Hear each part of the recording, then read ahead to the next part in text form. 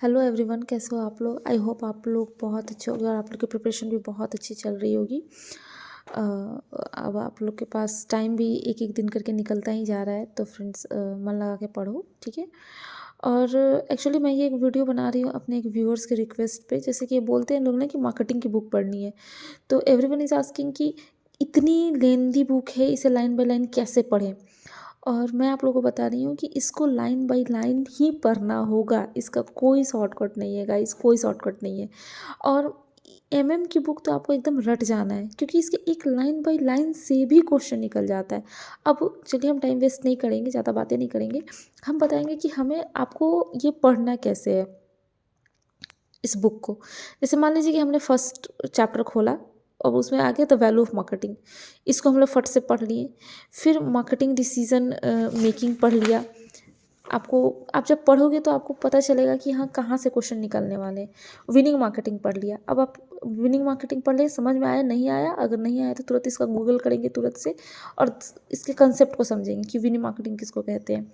फिर मान लीजिए जैसे आप लाइन बाय लाइन पढ़े, तो जैसे देखिए यहाँ से एक निकल गया कि सिरामिक प्रोडक्ट क्या होता है, तुरंत उसको गूगल करके लिख दिया, जैसे मैंने भी यहाँ लिखा हुआ है, आपकी कंसेप्ट क्लियर हो गई। फिर हमने आया कि व्हाट इज़ मार्केटिंग क्या है, बहुत सारे द्वारा डिफिनीसन दी गई है, तो ऑब्वियसली बनता है कि आपसे ये डिफिनीशन तो नहीं पूछा जाएगा, है ना, कि ये डिफिनीसन किसने दिया है। तो फिर हम आगे बढ़ेंगे, व्हाट इज़ मार्केटेड, क्या क्या मार्केट हो सकता है, मतलब है।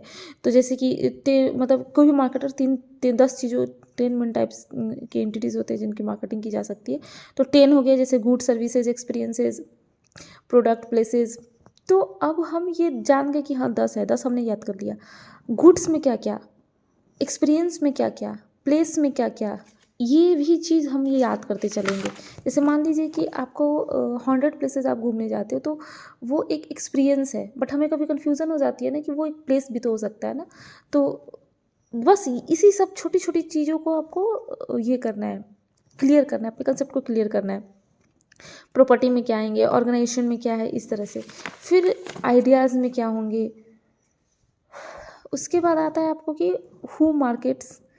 अब मार्केटर्स दिया है, प्रोस्पेक्ट्स दिया है। जैसे ब्लैक ब्लैक जो दिया है ना, उस पर थोड़ा ज़्यादा ध्यान देंगे। जैसे मार्केटर क्या है, प्रोस्पेक्ट कौन है, डिमांड है तो कितने टाइप्स का डिमांड है, 8 टाइप्स का डिमांड दिया है। Negative, non existence, latent, declining, irregular, full demand, overfull demand and unwholesome demand. अब हम इसके कंसेप्ट को क्लियर करेंगे कि इसको ऐसे नहीं पढ़ लिए कि हाँ 8 टाइप्स का डिमांड होते हैं, हमने ये पढ़ लिया, नहीं। निगेटिव डिमांड किसको बोलते हैं, कि कंज्यूमर उस प्रोडक्ट को डिसलाइक करता है फिर भी इवन पे टू अवॉइड इट, ठीक है। तो उस टाइप को निगेटिव डिमांड, क्योंकि ये क्वेश्चन में पूछ देता है कभी कभी, मतलब एकदम ऐसे ये उठा के पूछ देगा कि more consumer would like to buy the product that can be satisfied comes under which type of demands, दे देगा एग्जाम्पल, ओवरफुल डिमांड, अनहोलसम। तो जब तक आप इसको याद नहीं करोगे आप कैसे लिखोगे। जैसे मान लीजिए लिख रहे consumer purchase value and seasonally monthly, इसको किस तरह का डिमांड कहेंगे। तो आप ये पढ़ोगे ना, क्योंकि हमें याद है कि ये बहुत सारे मॉक्स में डायरेक्ट इस तरह से क्वेश्चन पूछ दिए जाते थे कि कंज्यूमर में be unaware and uninterested in the product comes under which type of demand. तो आप इसको याद किए रहोगे तभी तो बता पाओगे ना कि हाँ ये किस टाइप की डिमांड के अंदर आता है। फिर जैसे मार्केट है, इसके बारे में पढ़ लो, थोड़ा फास्ट पढ़ो, धीरे धीरे नहीं, धीरे धीरे पढ़ोगे तब तो फिर कवर अप नहीं कर पाओगे। फिर यहाँ आ गया कि कंज्यूमर मार्केट्स क्या है, बिजनेस मार्केट क्या है, ग्लोबल मार्केट क्या है, गवर्नमेंट मार्केट क्या है, इसके कंसेप्ट को क्लियर कर लो। फिर यहाँ आ जाओ नीड, वांटेड। और कभी कभी होगा ना ऐसा कि आप जब कोटलर पढ़ोगे तो आपकी कंसेप्ट क्लियर नहीं हो पाएगी, तो आप तुरंत उसको गूगल पे डालो, गूगल से उसका एग्जाम्पल देखो, उसके कंसेप्ट को पढ़ो, डिफिनीशंस पढ़ो। यूट्यूब पे भी बहुत सारी वीडियोज़ होती हैं, वहाँ से पढ़ लो। आपको बस कंसेप्ट क्लियर करने से मतलब है।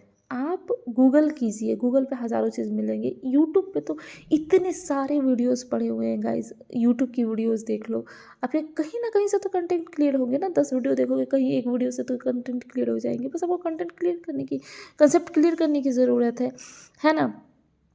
फिर यहाँ आओगे, जैसे यहाँ हो गया stated needs, real needs, unstated needs, delight needs, secret needs.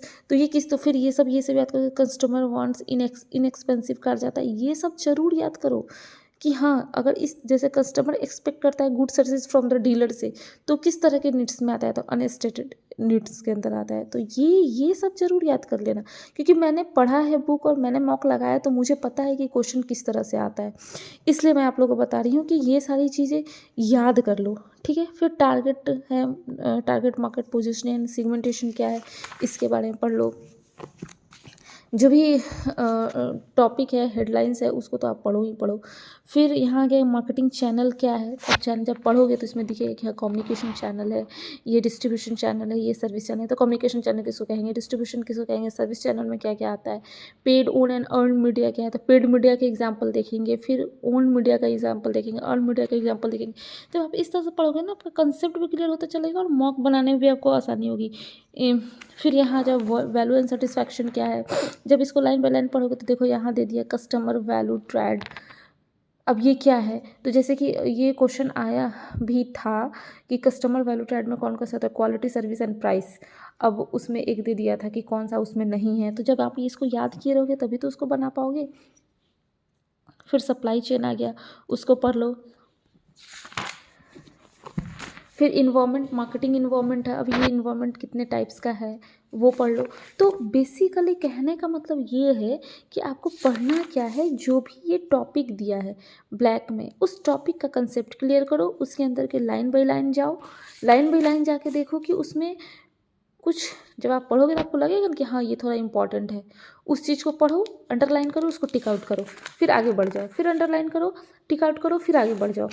और जब लास्ट में जब पूरा पढ़ लो, तो जो भी तुमने अंडरलाइन किया है, टिक आउट किया है, उसको एक बार अच्छे से रिवाइज कर लो। हो गया chapter complete.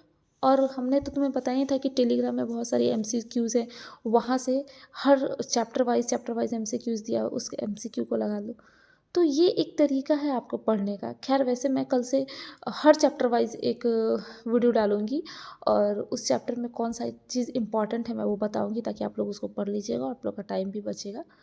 Thank you all. अगर आप लोग को थोड़ा भी डाउट लगे तो प्लीज़ मुझे कमेंट करके बताइएगा। मैं बस चाहती हूँ कि आप लोग के डाउट सोल्व हो, कोई हो जो आप लोग को बताए कि कैसे पढ़ना है, कैसे क्या करना है, क्योंकि हम भी इन सब सारे प्रॉब्लम को हमने भी फेस किया है। तो हम चाहते हैं कि ये सारी प्रॉब्लम आप लोग फेस ना करें। And all the best guys, अपना ख्याल रखिए और खूब मन लगा के पढ़िए। Thank you.